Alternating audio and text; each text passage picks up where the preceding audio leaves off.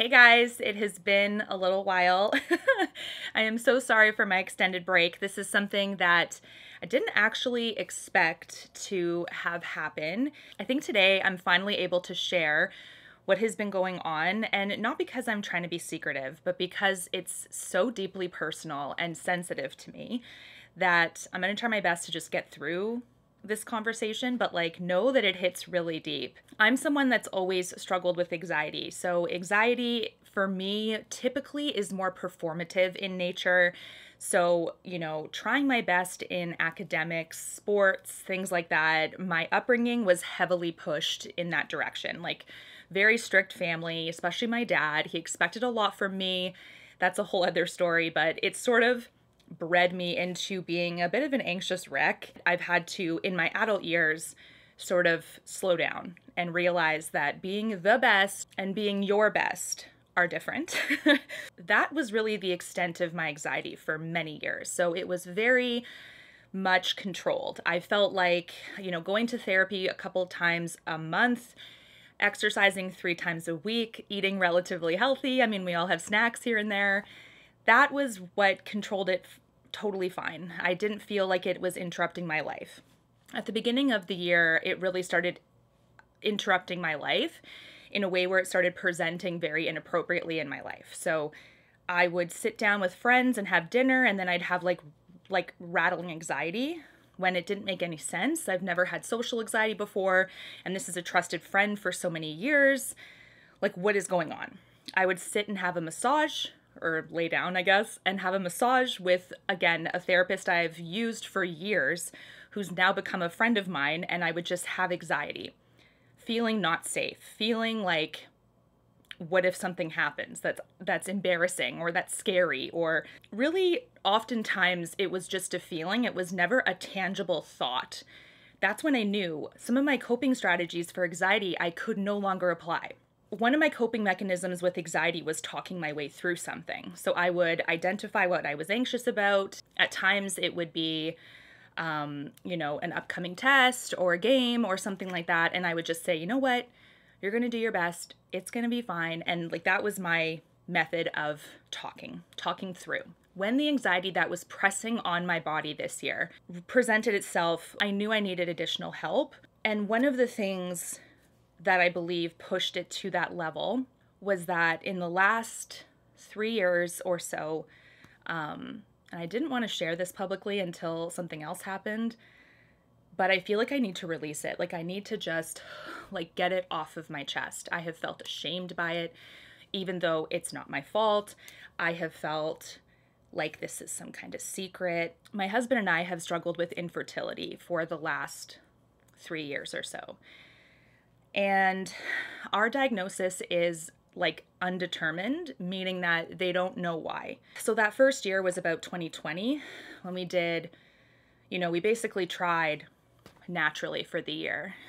In Canada anyway, if you are trying to conceive, they won't necessarily, at least in my province in Manitoba, they won't necessarily refer you to specialists until you've tried for a full calendar year. Naturally, even if you kind of suspect that something might be off, they don't make the referral. I think the only caveat to that is if you are over 35 or approaching 40, that type of window. I think it's only a 6-month trial of natural trying to conceive before they refer you. But I at the time was not 35, right? I'm 34 this second. I just had my birthday a week ago or so. So I was not hitting that window. And so we had to try for a full calendar year. And then in 2021, we got our referral. We had diagnostics done. I had some of the most painful things I've done. Same with my husband. I mean, he was not as invasive, if you can kind of gander what I mean. Sampling on his side is not that bad.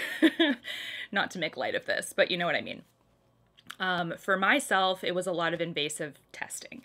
By far the most painful one being a very special x-ray called an HSG. For my medical friends, you guys know what that is. It's a very, specialized x-ray of the uterus and the fallopian tubes. And that one is where they take contrast dye. Remember, this is unmedicated. I feel like there needs to be much more medication in gynae, just given what I'm going through, because a lot of these things are unmedicated and horrific. And so I'm sitting there, this is back in 2021. Obviously I'm worried, I'm a little nervous. What's this going to tell us? And they tell you the result right away. They say fallopian tubes are open. That's sometimes a concern for some people. If you do have a closure or a block, you know, it would be difficult to get pregnant. So mine were open, mine were fine. But the pain of the contrast dye going through the fallopian tubes, you can tangibly feel. It honestly felt as I was laying there, and remember, we're in COVID times, so I'm wearing a mask as well, and I'm just sitting there like anxiety, trying to talk my way through it, and feeling like I can't breathe for a second, because it's like liquid fire internally kind of going through my fallopian tubes as it's showing them the imaging. It was almost like the worst pain I've ever experienced, and then as soon as my brain registered it, it came down, and it was over. And I was like, okay, great. I also couldn't help but feel for the women that do have a blockage, because if you have a block, that dye cannot go through as easily, and so it's probably much more painful for those women. So my heart broke, and I was like, ugh, like this is already bad enough for me, and mine are both open. I can't imagine. We kind of had a few options. We decided to go right into IVF, given that IUIs for us were just not great chances. That's what the medical team had told us, and so we trusted them, and we just kind of skipped that step. If you guys are unfamiliar, IUIs are intrauterine insemination, I believe, where they take your partner's semen and they basically insert it into the uterus. So it kind of helps the semen get closer to an egg by kind of bypassing quite a bit of the voyage, if you will. But the chances of conceiving, although still elevated for some people, we were kind of weighing our options, and we would rather put that money into IVF. So that's what I've kind of been doing behind the scenes in 2022 and keeping it to myself. To be honest, the journey of infertility is not the procedures, although you do have to be one rock solid couple to go through it, because it's crazy. The impact on my body, especially given that IVF is, you know, more so on the woman. It's everything around you that I find is the hardest. I was doing pretty good. It's watching your friends get pregnant and you not being able to join them yet. Whew. Okay. It's having very complicated feelings of being happy for people that you love and being absolutely devastated for yourself. I have learned that a number of times in the last few years. It's basically come down to the point where I would say almost all of my friends, except for 2, have gone through this before I have. And I couldn't help but feel sorry for myself, because there's nothing like a shared experience with a friend. And I wanted it so bad with so many of my best friends, them telling me that they're pregnant, them also knowing my situation. Sometimes the potential complication of that interaction, because they love me, they don't want to hurt me. So they kind of almost hold back because they don't want to hurt me so bad. Like, they care about me and they realize the impact of something like this. But then I want to be involved as their friend, but I'm not there personally. And that's the hardest part of this, is seeing pregnancy announcements all the time. The ones that would get me the most infuriated for whatever reason were celebrity ones, and I don't know why. Like recently, if you guys saw the news of Al Pacino as well as Robert De Niro, how both of them are like either in their late 70s, early 80s, and they've become fathers for like the 300th time.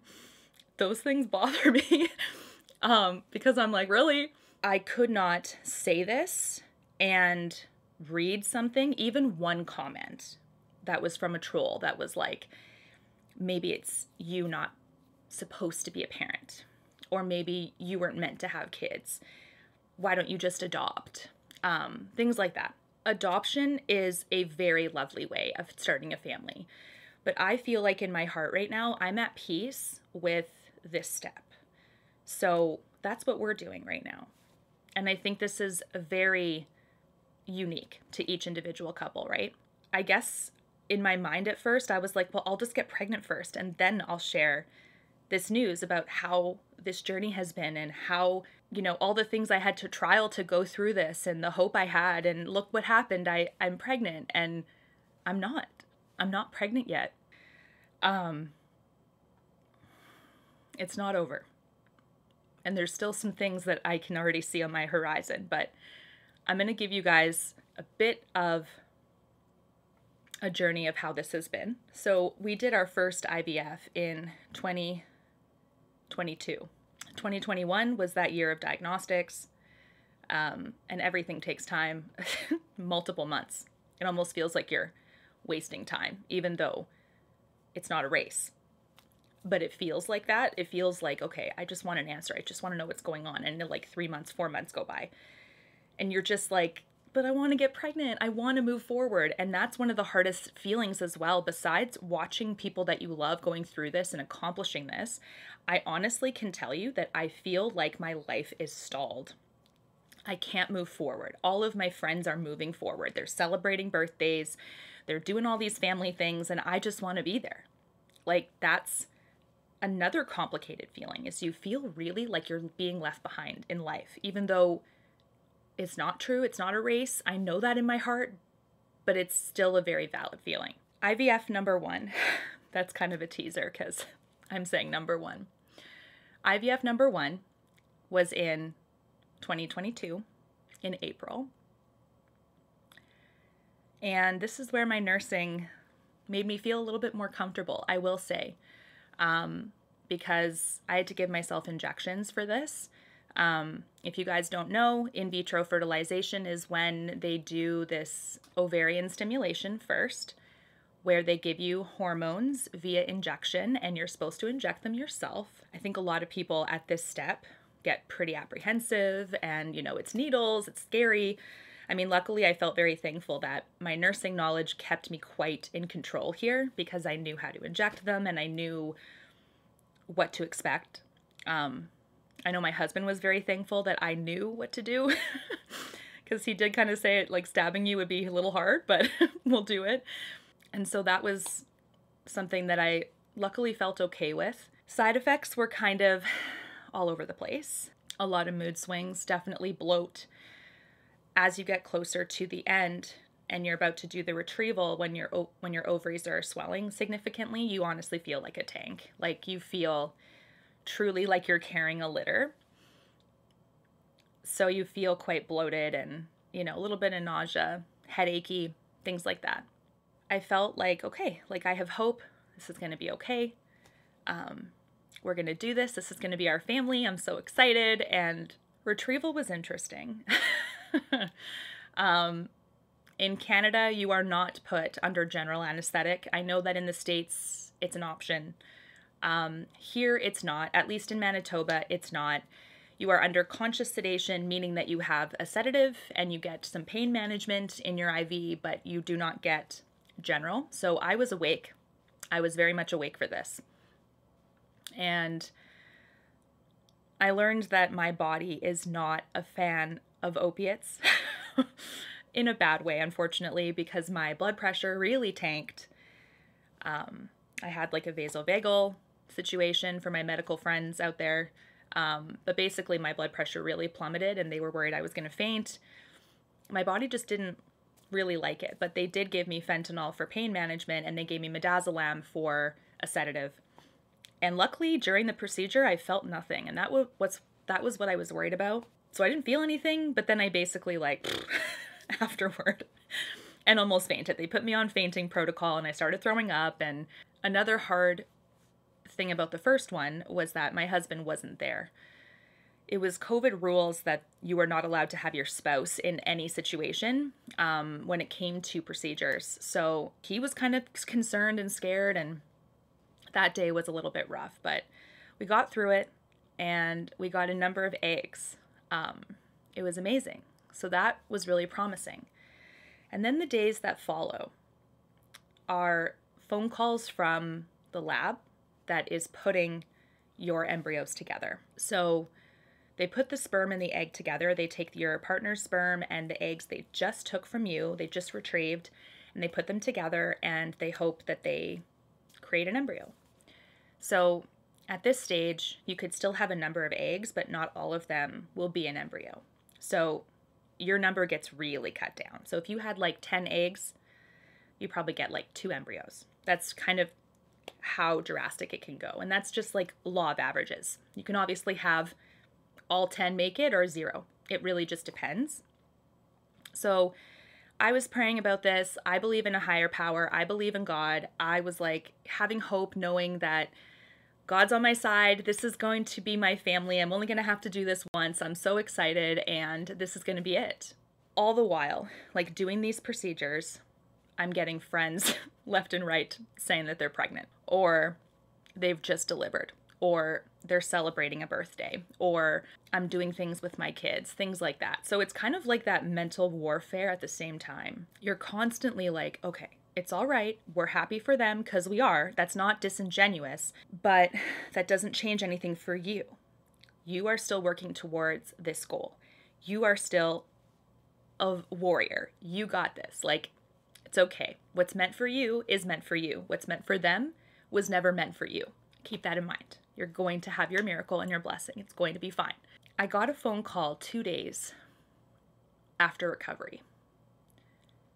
And I'll never forget that phone call because they called me and my husband was not there. He was working and he honestly like felt like a piece of garbage that he could not be there with me. We just didn't expect them to call at that time and he just wasn't there. And they phoned me and they said, Jenna, we don't know if any of your embryos are going to make it. There's a very real chance here that you will have none. When I tell you that my heart shattered, I was like, all of this money, all of this, bloat, stupid physical symptoms, for what? For nothing? And then I honestly felt this peace that was like, hold on, hang in there. It's not over yet. They're saying that it might not look well, but hang in there. That last few days was excruciating. It was, Kate, I'm going to phone you in a couple more days with the final count. And those days were just nerve-wracking. So I'm going to circle around this anxiety in a second, but I believe that this infertility journey hiked up my anxiety so much that it became uncontrollable. When I tell you that the anxiety presented itself so inappropriately and like social anxiety and this and that and not knowing what it's coming from, I truly believe it's this process. And I just realized I needed some help with how to deal with it because it just became so heavy.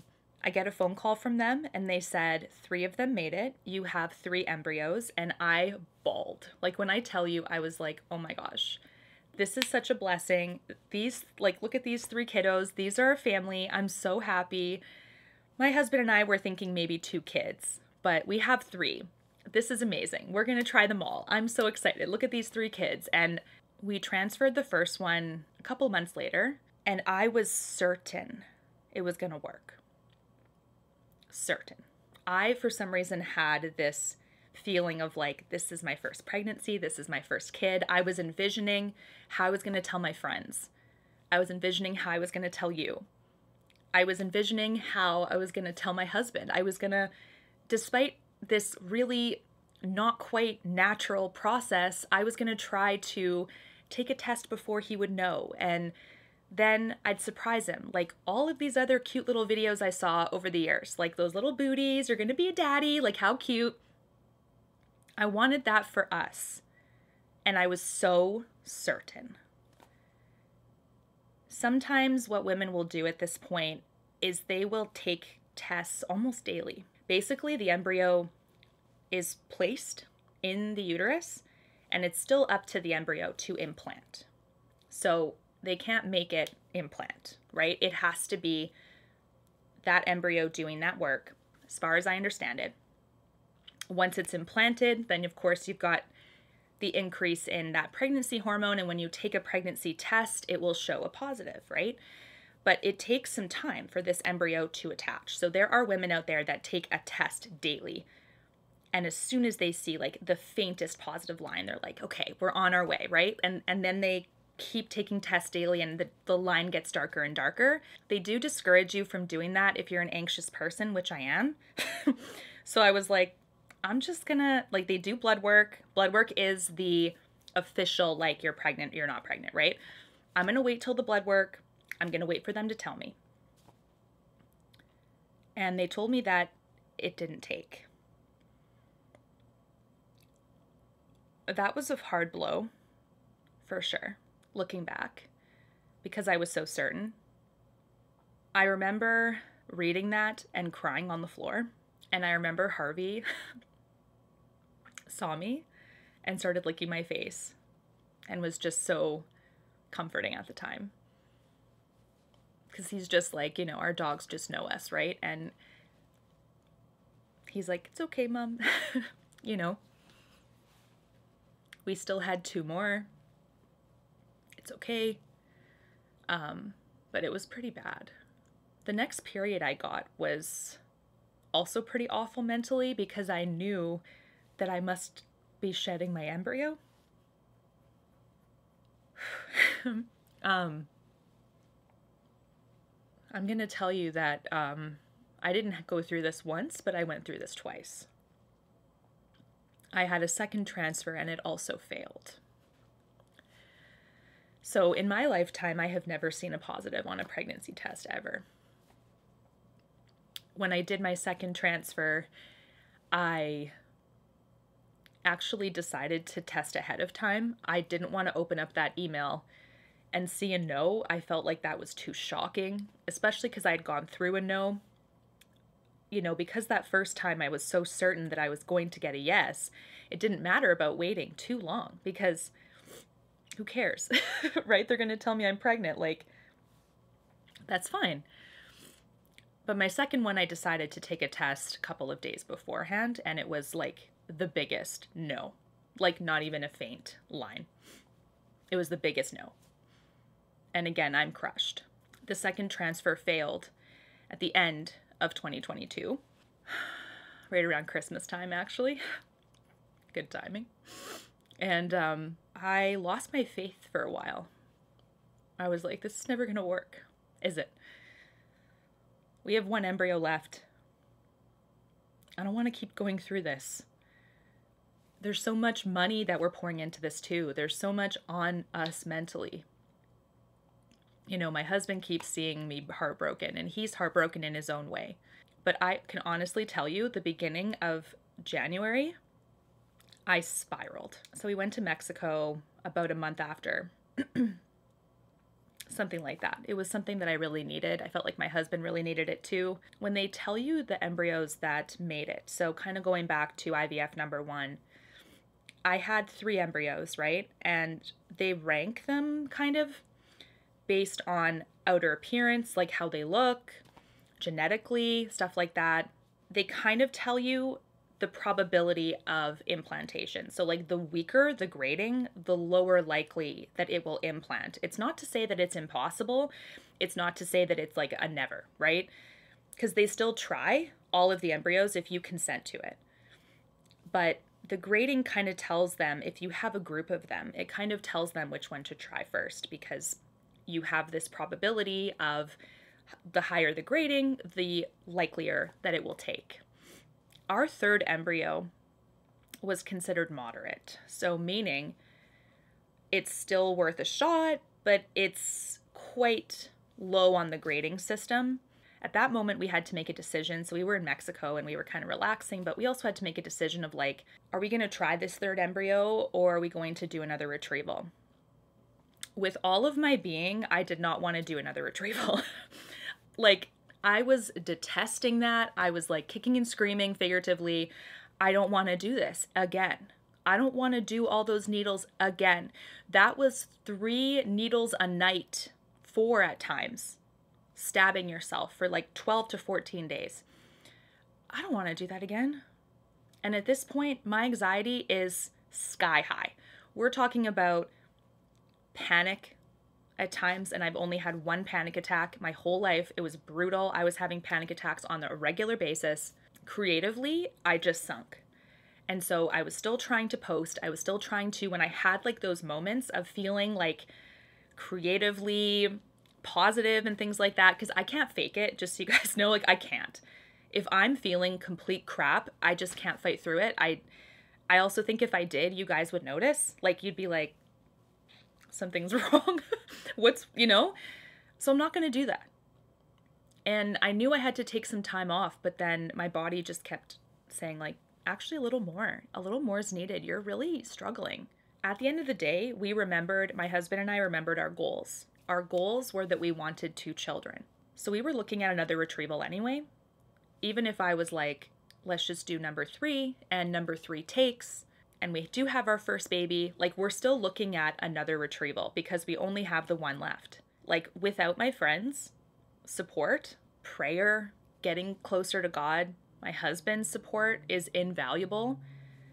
I can tell you that like going through this would be extremely harder. And I even feel like this is hard already. Like to begin with, I think that any woman going through this at all is a warrior. I honestly think infertility has got to be one of the cruelest things that people have to go through. It's unbelievable. So I jump back on the horse and we're doing IVF number 2. Now we're going to fast forward to April of this year. So now we're getting close to present day. The protocol was different. So my doctor decided to change up the medications a little bit. He essentially wanted to try to aim for stronger embryos.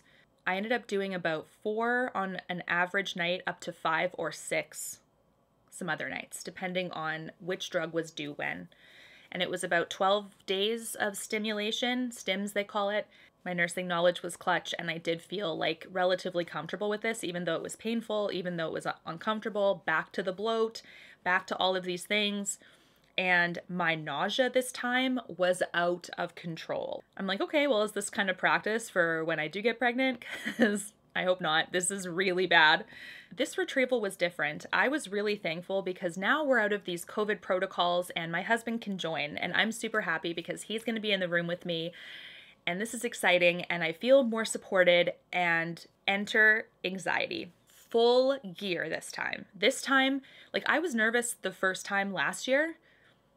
But this year, I was just an anxious wreck. It was sky-high levels. We're talking pure panic. Waking up that morning to do the retrieval, I remember going to the bathroom, and my husband texted me. He said, hey, I'm pulling out the car out of the driveway. I'm waiting for you whenever you're ready.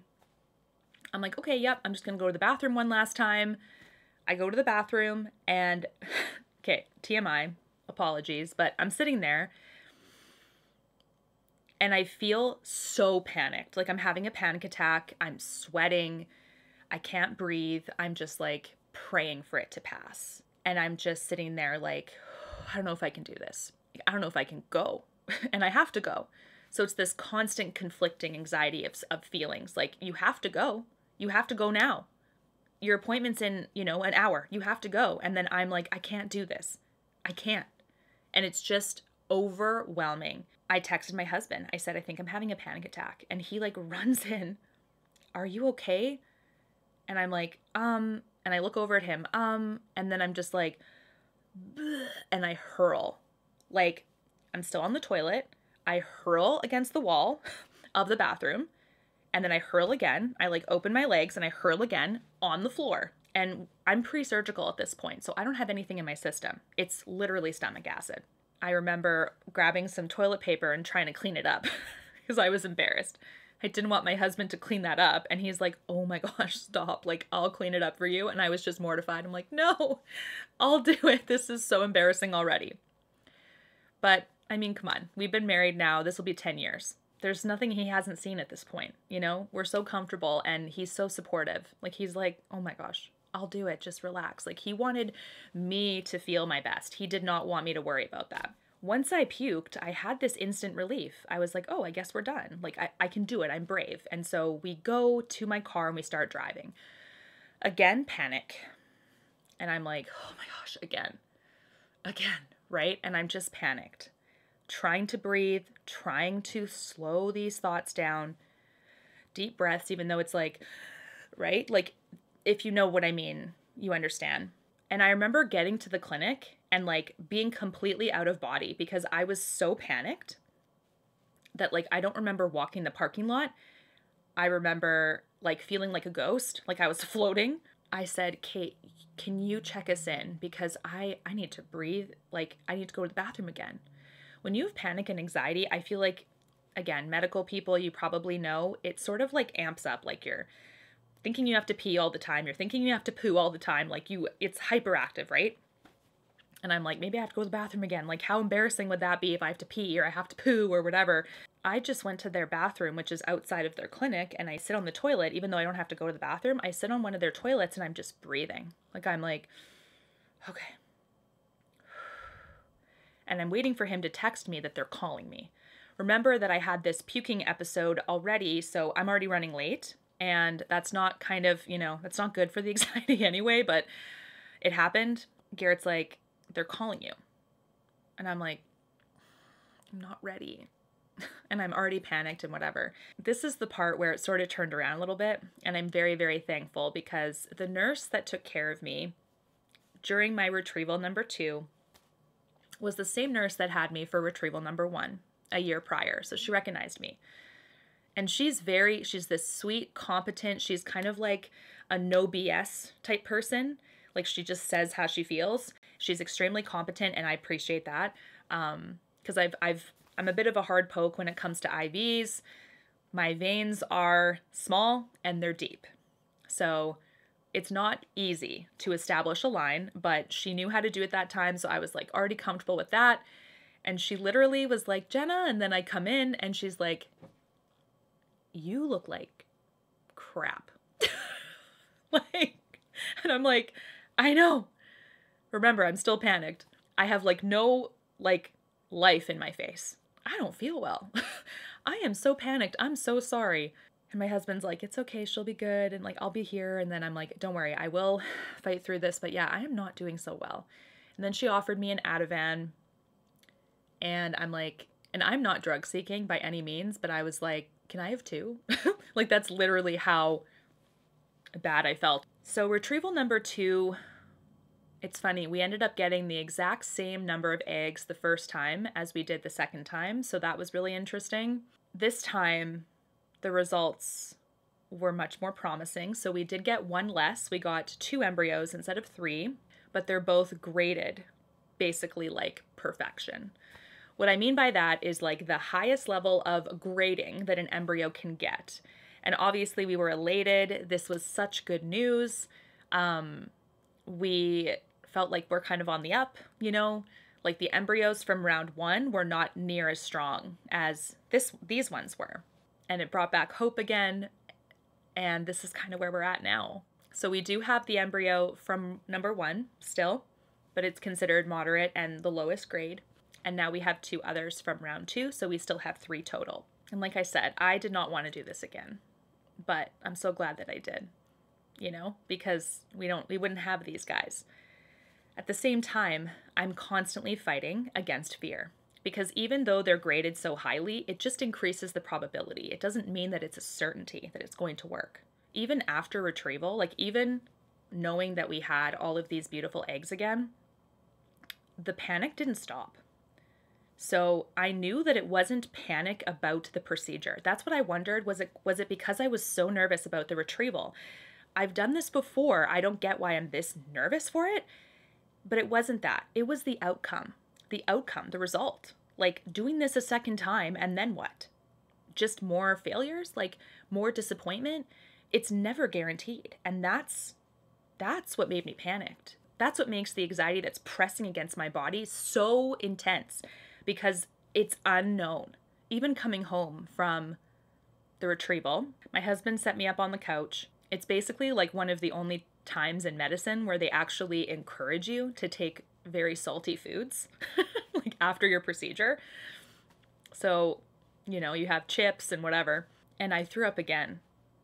Like he said, are you good? And I'm like, And then I puked a second time, this time into like one of my favorite like Barefoot Dream blankets, you know, those like luxurious blankets that are so pricey. Those, I think I a little bit ricocheted onto Harvey. I got some in my hair. I was like, oh no, like more mess. And then luckily my husband just bloop, like takes it up before I can barely even see it and cleans it. And again, I'm thankful. But going through therapy, lots of prayer, I realize this journey is not over for me. I need to help myself in this situation. I need to start medication for anxiety. I did make the decision. I spoke to my doctors, I spoke to my fertility doctor, and I've spoken to my general doctor or my GP. And I said, I think I need some extra help. And they both agreed. Because it's leaking into my life all over the place. And I would wake up, I'd have nightmares. It wouldn't necessarily be about fertility though, but it was just like thinking about anxiety just all over the place. Like I was so hyperactive inside, always constantly on fight or flight. I thought I could fight through it. I thought, ugh, like, you know, I'm not against medication. That's not it. But maybe my anxiety is not that bad. And I've already done all the other things, right? I'm doing therapy, which she's great at teaching me CBT, which is cognitive behavioral therapy methods. I have coping mechanisms that I've, you know, because I've had anxiety my whole life, I can cope, but not with this level. And then it sort of leaked into creating a depression as well. So it sort of like fed into it. And then I started having both. My doctor first started me on Prozac. The generic for that is fluoxetine. That one did not work. And I've been told that it's not always a one and done situation. I remember in nursing learning about this. It's not a one and done. When you're starting the SSRI journey, I mean, if you're lucky and you strike gold the very first time, hey, that's amazing. But I knew this was going to be a journey where I may not strike gold the first time. And when I took Prozac for the first time, it almost like heightened everything. It elevated my anxiety so much that I literally would sit in bed and just felt like I could crawl on the ceiling like Spider-Man. It was so not settling. But they kind of tell you, you know, the first 2 weeks can be rough. So keep pushing through. So I did. And although the kind of spiking of my anxiety came down, those last weeks, it didn't resolve anything.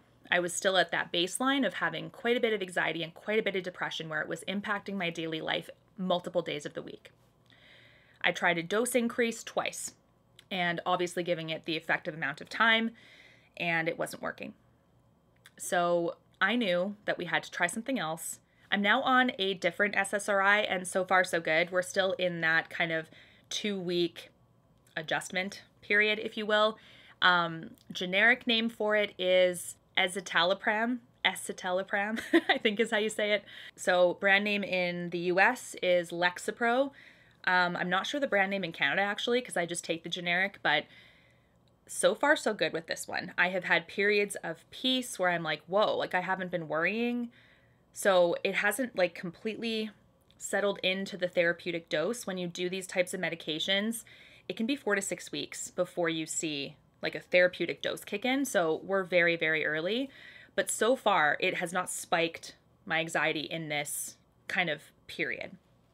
So I am very thankful for this one, and so far so good. So I'm just praying that it is a good fit and we can keep moving forward, but I do feel a little bit of relief already, and that's huge. We're working towards transferring again. The transfer itself will probably happen in the fall at some point, but throughout the summer I'm doing a treatment that my doctor has recommended. It's called the Lupron Letrozole treatment. It's going to be pretty intense.